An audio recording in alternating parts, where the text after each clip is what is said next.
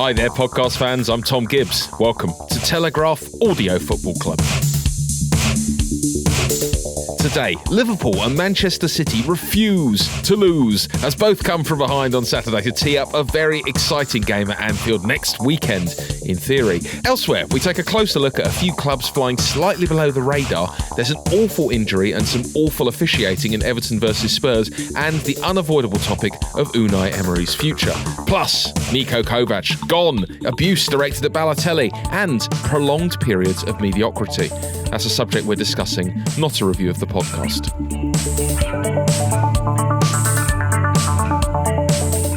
Let's take you now into the audio recording facility, where I'm joined by Mina Rizuki. How are you, Mina? I'm good, thank you. Good. Well, I've slept about 5 hours this whole weekend, and not because I did anything interesting, but because I just had really awful insomnia after I laughed at people who had insomnia because I didn't think it was real. Oh, goodness. I know. More exercise is the solution, is it not? I don't know. Go to bed I thought that exhausted. was the reason I was getting insomnia. It's because I started exercising again. Oh, dear. I know. Please, So thoughts I'm and not feeling prayers great. and practical solutions to Mina Rizuki and AFC podcast at telegraph.co.uk. Alongside her, it's JJ Ball, King of Tactics. How are you, JJ? Hello, I'm good. I've been working all weekend. Good. Watched all the football. Yeah, good. None of that other sport. No. It's over now, isn't it? Oh, yeah, that one. No, genuinely forgot. Only took about 4 months, but they finally finished that tournament. Yeah.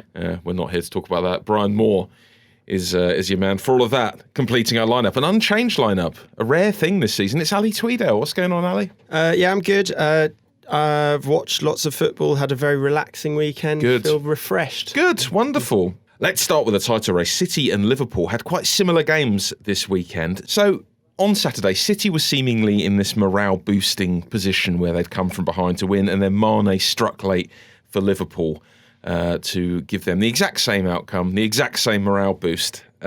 Is this, JJ, do you think, the first major psychological blow being struck in the title race this season? And is it now advantage Liverpool even more so than it was before? I don't think it's a psychological blow. No, I don't think it'll change much. I still think Liverpool will have a bit of a dip. They have to have one at some point, maybe January, February. And what we did see is that Liverpool, we just know they're brilliant. They're so fun to watch. I really like watching Liverpool now. And that whenever they go into games like this, you just know they're gonna win. Even though they're away from home, you still felt all the way through this game that they were going to get back into it. Still felt there was always a chance they were going to get back into it. Same with City. And the thing with Liverpool is that they've managed to avoid any big injuries to players, like key ones especially. And City have got that problem with missing defenders, which I think we'll get onto. But the game on the weekend coming up will probably play a big factor. But Liverpool have that feeling of invincibility about them, and I think a lot of people have said it, but I've also been thinking it reminds me of how Man United used to be in the good old days when no matter what the score was, you always knew they'd be able to find a way back. And they didn't change anything. They didn't go to like everyone always asks for a plan B. They kept doing exactly the same thing, kept it going, knew they'd get that one chance, that one little lapse of concentration. And that's exactly what happened, and that's how they got back in the game. Yeah, talk me through the comeback, Mina. How did they come back into it? They are, as JJ says, I think, developing this almost Fergie-like sense of they can't lose. They're always in a game and they never say die. How many games is it? I think that it's like in 11 games, every time that they've been in a losing position, they've come back to win. And it's an incredible thing to sit there and train. And I think that that's what Klopp's created, this kind of mentality of, not that he always assumes, it's kind of like what he said in his interview, like, I'm never going to give up. We're going to make sure that whatever happens, we're going to find a way through. And then if you look at that team, you've got within it so many players dedicated to the cause. And I think Mane is one of those guys who, okay, I know that this gets said a lot, but I do think it's true. He's very underrated. Like, you know, when you talk about the stars, I don't feel like people turn around, because to me, he's actually like a world-class guy who should be like playing for, I mean, obviously Liverpool is the biggest club, but, you know, like when you think of like the world's biggest clubs, I feel like Sadio Mane should be in that lineup, because he's not necessarily always, you know, the guy that's going to blow you away, but he's always going to try until the end to do something special.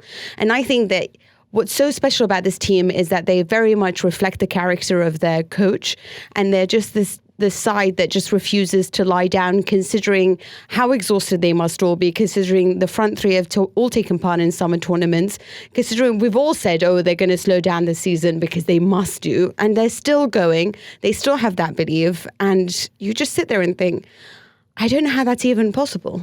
I do think it is interesting. I do not want to sound like I'm being a downer about Liverpool, because obviously they're very, very good. But it is interesting, the question as to whether this momentum, these like close victories, actually can continue. Because at the moment it does feel like they will just keep on winning. It felt like they were always going to beat Spurs. It felt for most of the game like they would get back into it against Aston Villa, and they did on both occasions.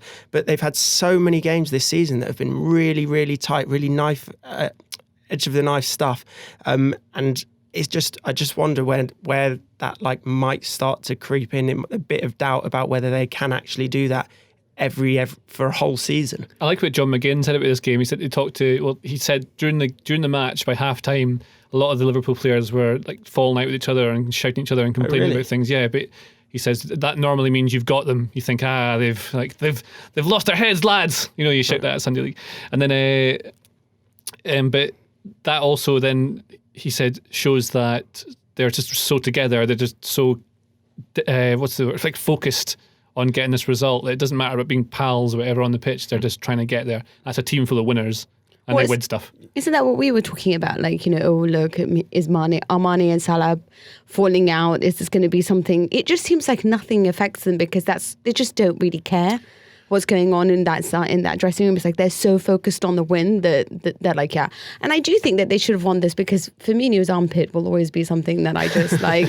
They deserve to win that match. And I know that it looks like it's a knife edge, but I do think that, I mean, they should have been obviously goal up before that. Let's not summon the genie from the lamp quite yet on the Firmino armpit issue. What about City, JJ? How do they get back into their game against Southampton? Same as Liverpool, you just keep doing the same thing. Eventually break them down. They went down because like a long shot from Stuart Armstrong was spilled by Ederson. Looks quite difficult for him to catch it. It's quite uncharacteristic mistake from him. These things happen over a season. I think he's been absolutely brilliant for them this season especially, so you can't really hold too much against him. But then they just find a way through. They just know how to do it. You keep stretching the play, you keep passing it wide, you get the ball in the box. They love that kind of Pro Evo 4 cutback where you get to the line and put it across the box. That seems to work very well for them. They what was interesting was I thought Southampton did a really good job of getting forcing City out wide in very much the way that you do beat City, and trying to force them into putting balls into the box. But then when they did it for both the goals, both Angelino and Kyle Walker just had so much time to take their cross, and it both times ended up in the goal. Still looking a lot more encouraging for them than it was after their 9-0 defeat a couple of weeks ago. And what about Villa as well, Mina? Are they now looking like the side that Matt Law promised us they would be at the beginning of the season? I think so, actually. I wasn't that convinced when Matt kept going on about the fact that this could be but they have so many good individuals in there that really know how to spur the team on. I think they've got a clever unity. They've got great balance. Sheffield United's still my favourite team from all the ones that got promoted. Oh, we'll get there. Don't worry about it. Villa have that spine of Mings and Grealish and McGinn. I know they're not like in a line McGinn's like a spine great, should be, isn't he? I know you're going to say he's mine is Mings. He is I've been telling you for ages. Yeah, he's so good. Yeah, I really like him. Also with Villa, they've lost leads against Spurs, Arsenal, and Liverpool this season, and been quite unlucky each time. So they are really, really close to being actually like a good mid-table side.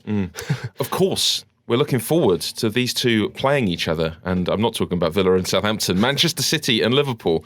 If Villa and Southampton are playing each other next Saturday, I'm going to be really excited. Man City and Liverpool play each other next Sunday. It's at Anfield. What sort of game are we expecting, Ali? And what is the result going to be? I've got no idea. I really don't know.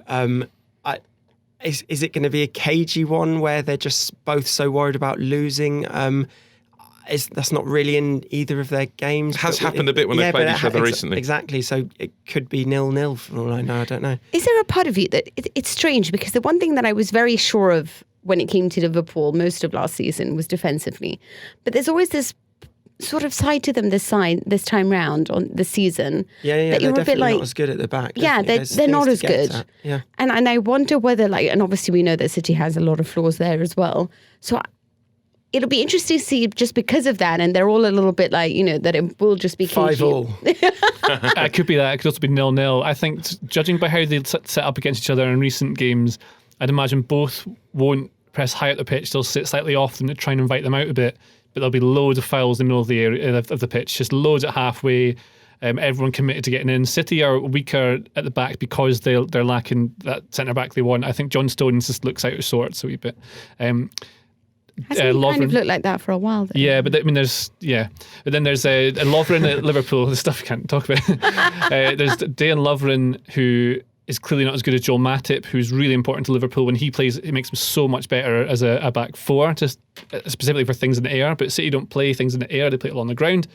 And I think it'll end up being really tight with. I think Man City have more to lose, so they would be the ones that want to try and get a draw, especially at Anfield, where they're unbeatable. I mean, it's I don't know who's going to get a result at Liverpool other than just some random lucky counter-attack goal. Well, perhaps it will be one of the teams in this next section, which we've titled Teams Flying Somewhat Below the Radar. There were several excellent results for some of the smaller clubs in the Premier League this weekend, and all of them having excellent times of it at the moment. Bournemouth are the first one. Beat Manchester United. No one really seemed to bat an eyelid about this. I was surprised to see it was about the 7th game or match of the day, just not seen as a shock anymore. But we've got to take a step back here, haven't we, Ali, and say how incredible that is that Bournemouth are seeing off Man United, and what an amazing job Eddie Howe has done there in the long run. Absolutely, and I wonder if Eddie Howe is a little bit taken for granted now. He's done such a good job for such a long time, and it's been said so many times that it's kind of just like, yeah, he is great, but he's got a team that probably shouldn't be where they are, fighting competitively in the Premier League year on year. One thing that he's improved this season is he's always been praised for the kind of football that he promotes, and they play very attractive football. That's still the case, but now they're very much they're more solid defensively. They've got 3 clean sheets in a row now, which City and Liverpool haven't done this season. There's only one other team in the Premier League who's done that this season. That's West Ham, which is a bit weird, but and so he deserves loads of praise, definitely. I think Howe should, cause, looking at his career and where he is in his age, he could quite easily go on to be a top league winning manager. I think after Bournemouth, if maybe do another year or whatever he wants to do, go somewhere like Celtic or Olympiacos, somewhere where you can get experience of winning a title in a league where it's expected that you should do, and then he'd be able to go for higher jobs in the Premier League. At the moment, they can only see who he's getting to mid-table. So this is because of bull theory, which is you have to have won a trophy as a manager by which age is it? 43. 43, yeah. So all the best. It's a great managers. theory. If you Google JJ Ball 43 manager trophy, which is how we all use Google, you'll find it's an almost watertight theory. On Manchester United, so the new football manager has come out, and I started a little save as Manchester United just to get used to the game. And the first thing you notice when you take charge of them is the midfield really is terrible. And the first thing you want to do is try and improve it. And you look at the lineup against Bournemouth, it's McTominay, who's kind of ball-winning midfielder. He's not a defensive nor an attacking. He's playing more like Pogba at the moment. Fred, no. And Andreas Pereira, who has been given so many chances and still just clearly is not, I think, at the level he needs to be. He'd be fine for a mid-table kind of team, but even then I don't think he's producing the numbers he should do. Reminds me a bit of like Tom Cleverley, a fine footballer, but just doesn't really bring much to the table. And I think he'd be really good if Fergie was their manager. Maybe, I don't know. This is what? Man United's team is exactly where they should be. I think mid-table. It's exactly where they should be. They'll get a lot better, and I like the youth and the way that they can get better. But as well, what Bournemouth did in this game is exactly what you do against Man United. They're built to play on the counter. They're much better on the counter. So Bournemouth let them have the ball. They had more of the ball. They couldn't create, and then Bournemouth hit them. Well, am I the only person who's not that taken aback by Eddie Howe? I don't like. I know that everyone keeps talking about. I think he's done a great job. Don't get me wrong. Like I do think he's done a very good job, but I think he's kind of the kind of guy that you would imagine for an Everton or a side like that. But nothing that I think can really challenge for. He's still very young. He's still very young. That's why I say if he goes to something like Celtic, like Brendan Rodgers, he said Liverpool was too big a job for him at the time. He realises it now in hindsight. went to Celtic, where he then made them they didn't lose a game in '69, which is ridiculous. But still, and also he won he would have won 9 trophies in a row, and now he has experience of winning, knows how to build that sort of team. So now he's instantly more employable to bigger clubs than Leicester took him. Yeah, I agree with sort of the way that Brendan Rodgers did it, but even when he was at Liverpool, I feel like he was a good coach. Perhaps the way he came across, he wasn't really media savvy. That was a part of like his whole shtick. You felt like, you weren't sure about him, but I do think that you could see something in him that I don't necessarily like. But he also like how he got like Swansea to sort of mid-table-ish, like just round just slightly above it, which is about as best as they could possibly have done, and that was really his level, which is why he had to go somewhere else to do his next step. On how, Mina, what would you want to be seeing from him? If you can you think of anyone who's at a similar level, perhaps not in England, perhaps abroad, who you see traits from them which makes you think, they're destined for a really big job and real success in the long run? I think, you see, it's kind of like, when I talk to JJ, I get the feeling that JJ believes a lot in the squad, for example. And it's like, this is your grounding for your opinions thereafter. So you sort of grow up with a mentality of thinking either the squad is probably 80% of the result and the coach is 20% or whatever. I believe the coach is 70%. Like, I just feel like the squad is so you need a decent squad, obviously, depending on what it is you're challenging for. But when you look at, for example, I think Chris Wilder is doing an exceptional job with what he's got. Well, let's talk about Chris Wilder, Mina. Sheffield United, this year's Huddersfield Town, they've stolen your heart. Absolutely rampant against Burnley. It was a below par day for Sean Dyche's team, but they've had such a fantastic start, Sheffield United. I feel like you do sometimes see promoted teams start this well and then there's a little bit of a dip and they fall away and end up in a bit of relegation trouble. Do you see this happening for Sheffield United, and how can they avoid it happening to them? Well, there's every reason to believe it could happen, but the reason why I sort of really seem to believe in Chris Wilder is because, firstly, he's quite hard on his squad, and I think that makes the difference. It's kind of what I think is so important with Klopp. Like, Klopp is never willing to just make things easy for his players. He's always demanding perfection. And I think Wilder's of that same mentality.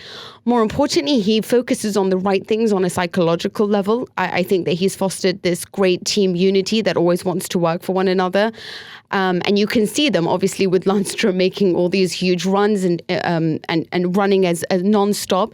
But it's how much the players that you would never, like Mousset was absolutely unbelievable over the weekend. It wasn't mentioned on Match of the Day, which was really annoying me. But he had a hand in every goal that was there. He's really been coming on this season, and you can really see the difference that Wilder's made with him. This is, one of the reasons why I think he's such a good coach, why I think Graham Potter is such a good coach too. It's their ability to talk or to take players that would otherwise be probably mediocre and really exploit their potential and start growing it. And he hasn't just thrown on Mousset all the time. He's just slowly giving him the time. Okay, now you get to start the game because you've been doing well. Wow, he had a hand in all three, and he's playing with the kind of confidence that I think is making the difference. And for me, that's how I'm judging it. I think that who the coach is and how much he demands from his players should hopefully mean that they will avoid relegation. There's clear gaps between certain clubs. No one's getting close to Man City and Liverpool just now. They've done that very well. Then below them, they've got teams like Leicester done really well, and Chelsea there. And then below those sort of rich teams, you've got the other group, and you put teams like, even Watford, they're the bottom, you put them and Everton and Wolves all in the same other category below there, where I don't think they can really break out of that. They might do it one season or another, but I don't know how you do it other than signing better players. You think Sheffield United are worthy of being sixth? I think their squad is good. So Chris Wilder's not doing anything exceptional. I don't think Sheffield United are going to finish sixth. Okay, but you think after 11 games to be sixth, that's not something of... Of course I think it's amazing. It's just brilliant. He's done a fantastic job, but I think they'll level out. I'm not sure what we're even arguing about anymore here. Let's move on and talk about Brighton and Hove Albion, who we've mentioned a few times. They're really clicking, Ali. Yeah, they look good. Very patient in this win. Took them a while to break Norwich down. Potter is doing a convincing job, but with his substitutions. I think there was a stat that popped up on Match of the Day that they've scored as many goals by subs this season as they did in the entire of last season. And there's nothing really more that gets fans on side than a manager that can make substitutions that change games, isn't there? So he's doing a good job. And what about Newcastle, JJ? Steve Bruce pulled off excellent result at West Ham despite nearly throwing it away in the second half. Was this the sort of performance that will begin to win hearts and minds a little bit for Newcastle fans? I think he's really underrated. He's doing nothing different to Rafa Benitez, nothing different in this approach. Well, there's a couple of differences specifically in this game against West Ham that made them different, and that is purely that the wing-backs pushed up really high, and it really affected the way that West Ham's shape was, because then the boys were in midfield having to cover more space, being pulled out of position trying to chase the ball by the centre-backs. So rather than having the three, so like a one with two centre-backs, either, one centre-back either side of him in their build-up play from the back, they would shift to one side so that you had three in a row, but they were, say, left-sided. I know this is hard to explain without being able to draw it, but the left centre-back would become like a left-back in the way their shape was. It would be like a left-back, a left centre-back, and another centre-back, rather than having it as a left-sided centre-back, and right-sided centre-back. And the wing-backs pushed really high. That's how they managed to keep the midfielders pushed back. And you had, like, Robert Snodgrass was going nuts at Felipe Anderson for a lot of this game because he wasn't following, which meant that Snodgrass was covering about two men at the same time. And that's how Newcastle managed to have more of the ball. But the way they scored was set pieces.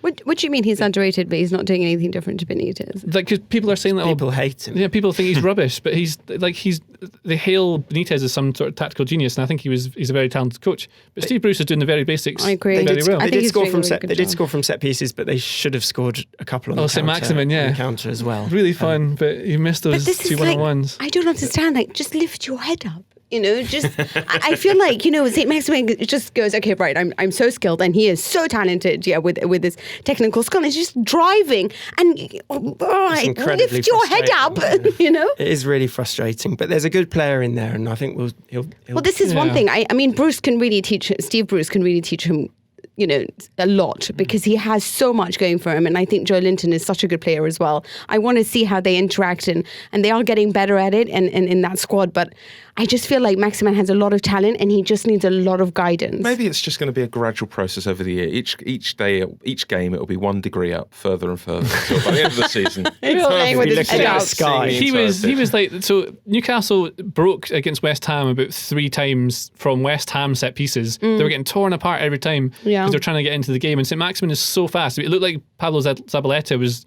like on a different frame rate or something for some of it. You couldn't get close to him. It was also quite mad how badly West Ham was set up. I know when they're attacking set pieces, you've got to be thinking about scoring first, but you've also got to be thinking about what happens if it just does get pumped up the field.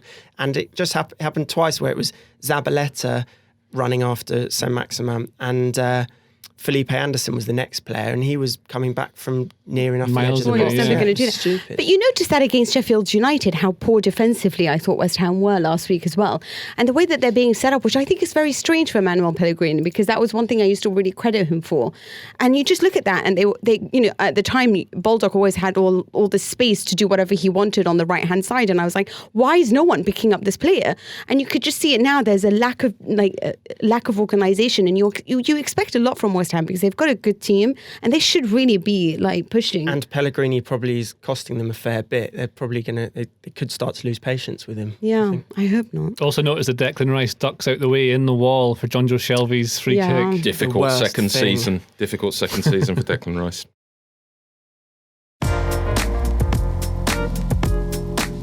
Do you have a friend who never pays their share of the bill? Or are your parents wasting your inheritance on flash cars and Caribbean cruises? Or maybe you have 2 children, but you can only afford to send one to a fee-paying school. The common thread? Money, and the moral problems that it so often leaves in its wake. I'm Lauren Davidson. And I'm Sam Meadows. We both report on personal finance for The Telegraph.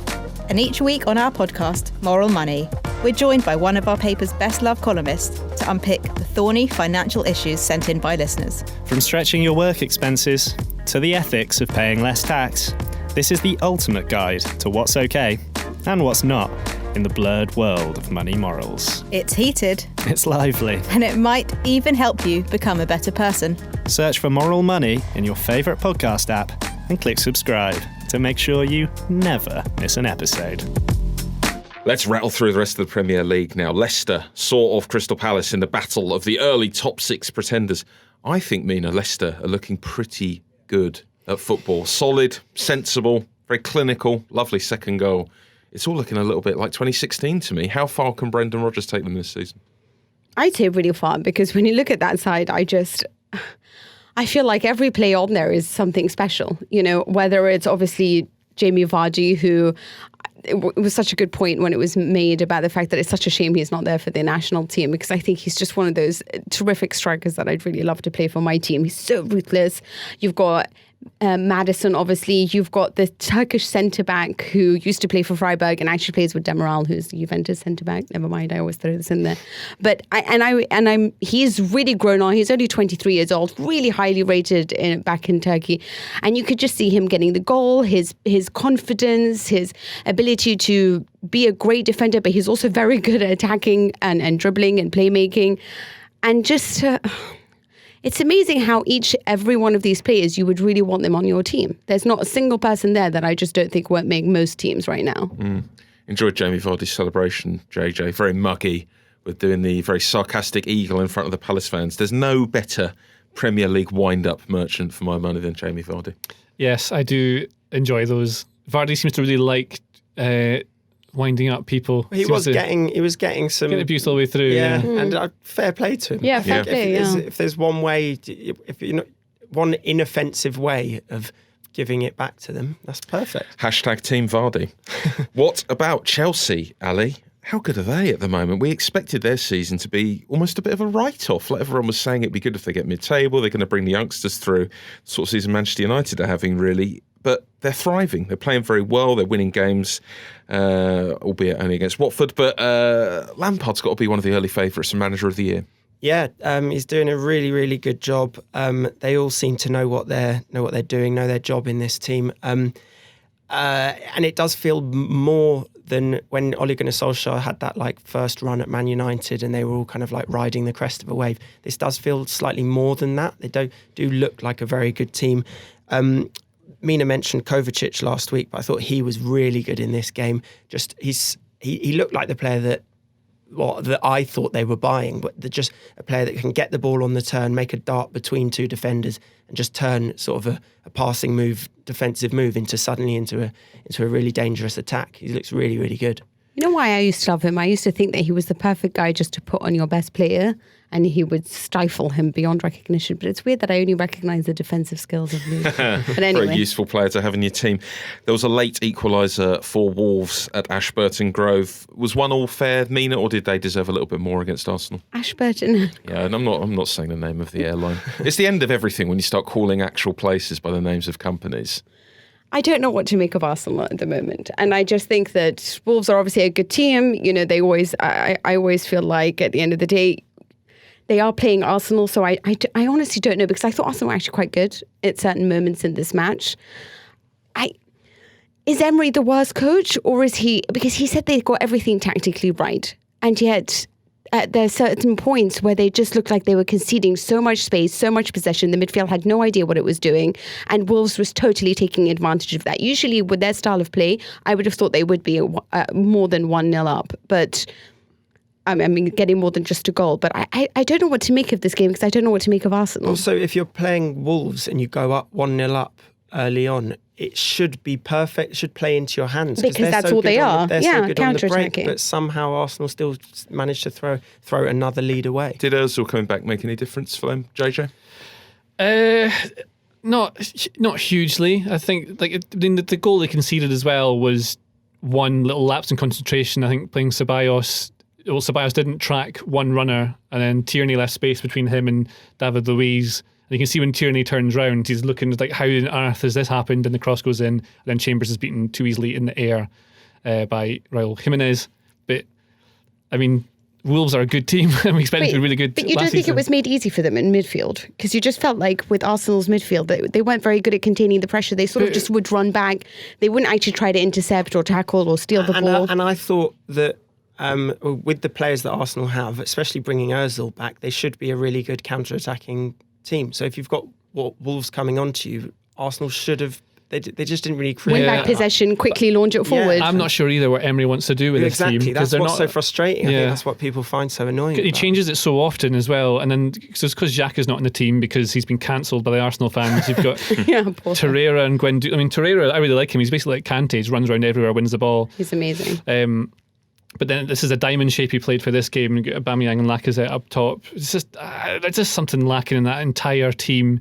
and I can't figure out exactly what it is. I think it's really funny that Jose Mourinho is linked with a job now. Well, on the question, I think the question was about Mesut Ozil, so I'm going to go back to Go for it. Thanks, Ali. I think that he is the player that they need. They're too disjointed. Dani Ceballos isn't up to the level that they need. They need a link between midfield and attack. Ozil can be that player, so they've just got to play him back into form. He's costing them enough.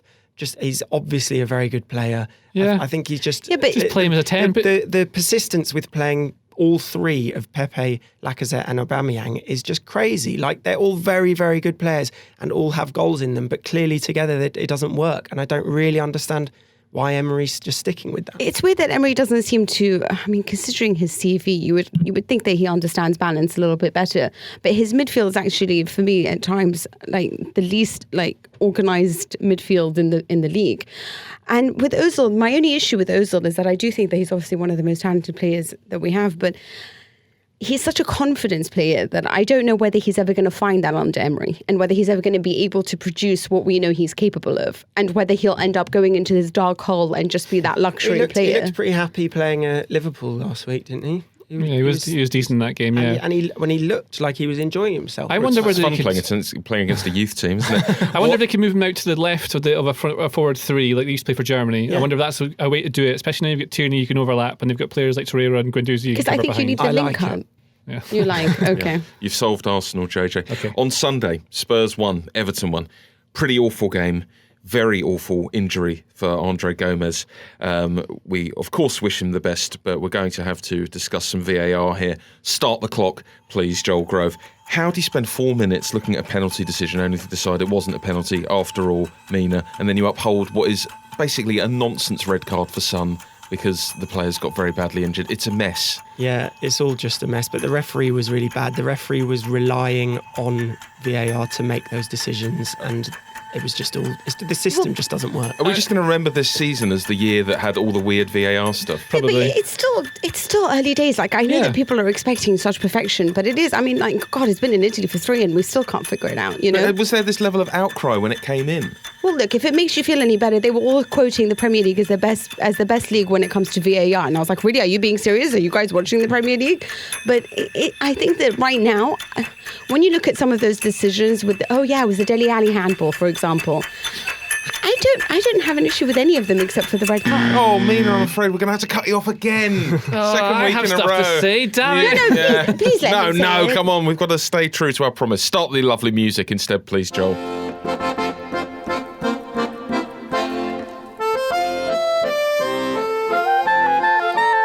Yes, that's right. It's a Song for Europe, a bumper edition of a Song for Europe, because it was an extremely eventful weekend on the continent.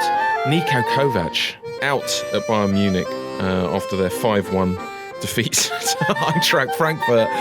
This decision's been coming, me. Why are you laughing Because so that's much? a bad defeat to Eintracht Frankfurt if you're Bayern Munich, isn't it? Especially if it's his old club, Niko Kovac. The thing is, when I was watching it go up and just Eintracht getting another goal and another goal, I wasn't that surprised because this is just what you've come to expect of Bayern. This is why when everyone was getting really blown away by Spurs, I was like, wow, they must be so bad because I don't think Bayern are that good.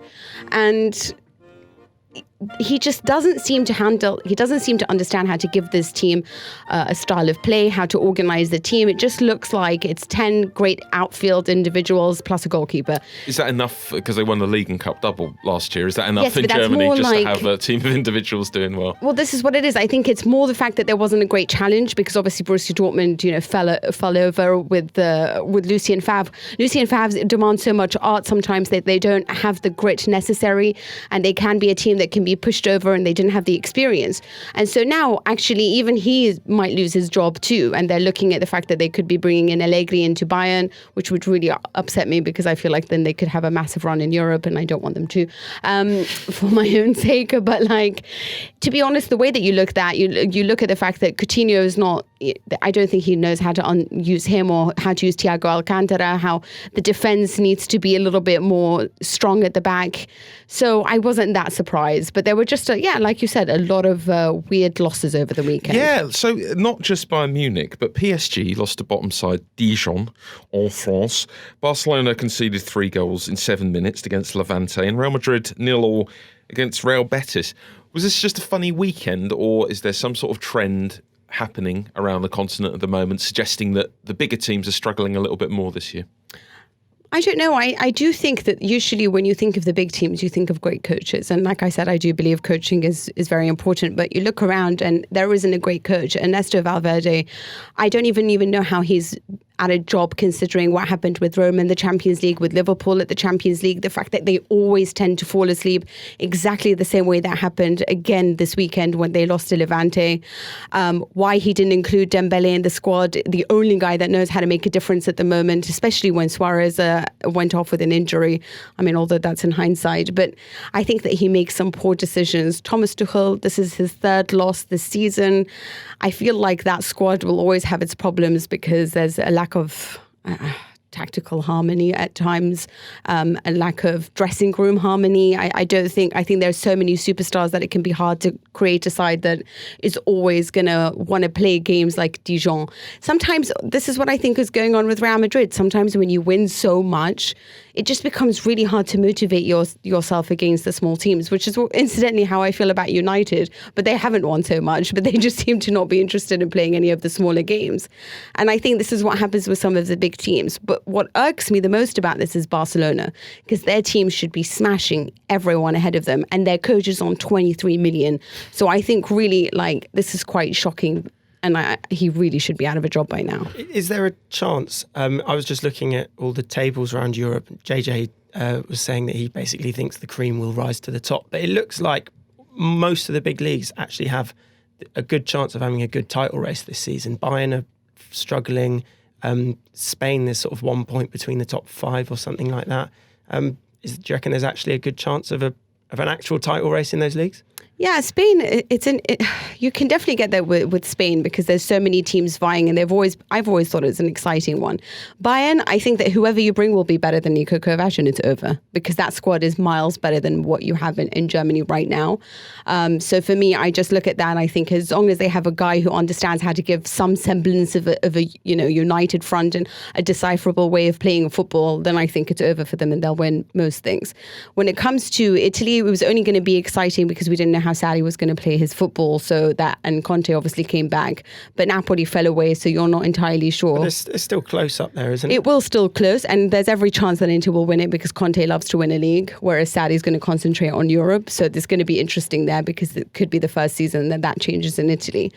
But when it comes to, I mean, even the Premier League's a little bit like, it's Liverpool or That's City. What I mean. I was thinking about changing league this season. Yeah, it's definitely not going to be in France, though. No. Unfortunately, we're going to have to discuss the racist abuse of Balotelli. When this stuff happens in Italy, is there an outrage? Is there any reaction really to speak of? I saw footage from in the stands, and it was just so obvious. And Balotelli booted the ball into the stands.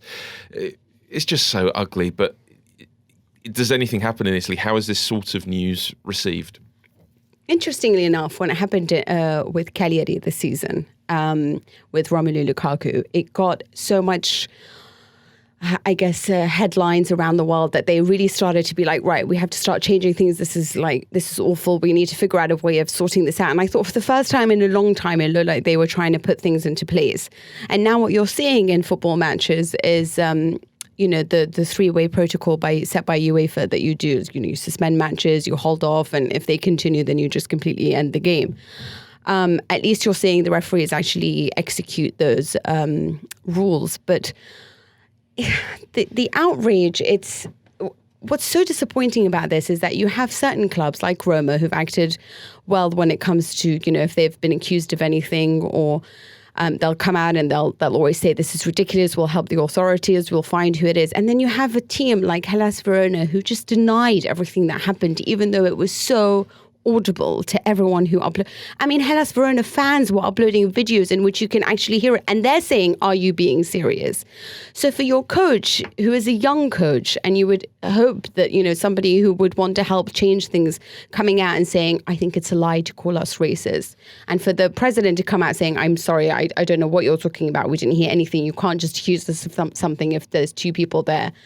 It doesn't matter if it's two people. It doesn't need to be 10,000 for you to be like, "Oh, okay, maybe we are racist," you know? Like, it's that. I mean, there's always outrage, but it's not enough to actually, it's not doing enough to change things. Let's end on a positive note, though, Mina, because Union Berlin won the first ever Bundesliga Berlin derby. Who scored the penalty? The winning penalty? Big Seb Polter. QPR hero Sebastian Polter. What a weekend. Big I was Seb. thinking what of a you. weekend for football. You know, for the longest time, I was like, how does he know about Polter? And then I was like, oh, yes, QPR, sorry. Wonderful man. Wonderful man. Let's finish up. You're not going to let me talk about you it. can That's talk it. about it if you want to, sorry. No. It was just it's obviously a first ever. I didn't know if you had much to say about Big Seb. No, 42. But they had to wait a whole 10 minutes of injury time before they could celebrate. Interesting derby, first one in 42 years. Wonderful. Iconic. Wonderful. Finally, Preston North End have ended the longest spell of never being top of a league, which stretched back to 2006. I love a stat like this, Ali. I'm sure you do as well. So they're now top of the Championship, or were for a bit on Sunday. And I want to know from you, which other team or player has had the longest spell of prolonged averageness? This might be the most convoluted question we've ever had in this slot. And I want you all to note, as you think about this, I'm talking about averageness. I'm not talking about being consistently terrible. I want a team or player that's been consistently average. A couple of people got involved on Twitter. Adam McShane says it has to be Everton, quite fairly. And Matthew Kirby, who does have the Arsenal badge as his avatar, simply wrote Tottenham. No bias there, Matthew, but possibly he's got a point. What are you saying, Ali? The thing that instantly sprung to mind for me was Coventry, who went 48 years without finishing in the top six once. There was some terribleness in there, but it was prolonged averageness for sure. They'd won the cup. Won a cup in that time, though. Yeah. A bright spot, but a good answer. Have Mina? Preston not won anything in their run? Well, I think JJ. they won a playoff final. There you go. So, all right, okay. Touche. JJ. England. Yeah. Oh, that's a great one. Yeah. Also, related to Alex Neil as well, who of course is manager of Preston just now. In Scotland, Hamilton just won't go away. Like, there'll be a nuclear holocaust, and the cockroaches will survive, and Hamilton will still be in 10th in the table, and that. They're 8th right now, and they're going to finish 10th again. No one, they don't know what the point of them is. They don't have any fans. Why? So Hamilton. Mina? I was going to say West Ham, but I think that might be a little bit harsh. Yeah, I think they've been a bit too up and down for prolonged averageness. Yeah. So I would have to say it's got to be Torino, just because you just kind of feel like every year they might do something special. They, you know, they've got the top scorer, then they had sort of a new coach, and they were pushing for top four. You sound like the Arsenal avatar guy off Twitter. Yeah, Juve fan picks Torino. That's your lot for this week. You can contact me on Twitter before next week's show if you like. However, be warned, it's Mina presenting. I'm off. I'm very sorry. I'm sure it'll be a lovely show. Anyway, contact me on Twitter. Why not? I'll still be looking at it probably. @Tom with an H Gibbs. The email address, as you well know by now, is afcpodcast@telegraph.co.uk. We'll read out the very best of what you send us. Don't forget to subscribe to Audio Football Club. Look for the words Audio Football Club wherever you get your podcasts. Thanks to Joel Grove on the buttons. Thanks to you for your company. I'll talk to you again soon.